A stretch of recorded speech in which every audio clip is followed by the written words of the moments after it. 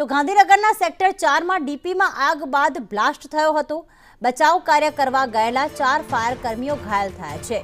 બનાવ અંગે fire officer Mahesh મોઢે નિવેદન આપ્યું છે કે સેક્ટર 4 માં ઝૂંપડામાં આગનો કોલ મળ્યો હતો। ડીપીમાં આગ લાગી હોવાનું સ્થાનિકોએ જણાવ્યું હતું। આગ પર કાબુ મેળવતા સમયે સિલિન્ડરમાં પણ બ્લાસ્ટ થયો। સિલિન્ડરમાં બ્લાસ્ટ થતા ત્યાં જે આગ બુઝાવવા ગયા હતા ફાયરના જવાનો તે 4 જવાનો દાઝ્યા હતા। 3 જવાનોને સારવાર અર્થે અમદાવાદ સિવિલમાં ખસેડવામાં આવ્યા છે।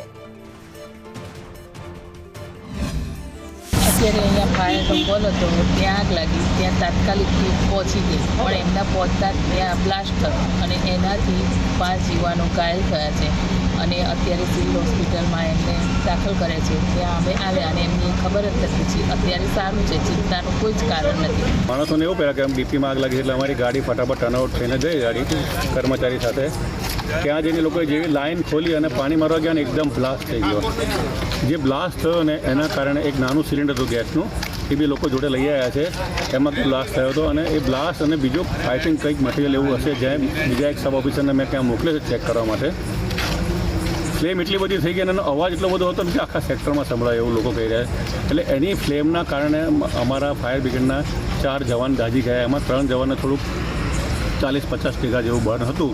એટલે એ લોકોને અહીંયા આપણે ગાંધીનગર સિવિલમાં બર્ન વોર્ડ સેપરેટ છે નહીં, એટલે ઇન્ફેક્શન ના લાગે એના પર્પઝથી અને વધારે ટ્રીટમેન્ટ સારી મળી રહે પર્પઝથી એ લોકોને અમદાવાદ શિફ્ટ કરવામાં આવ્યા છે।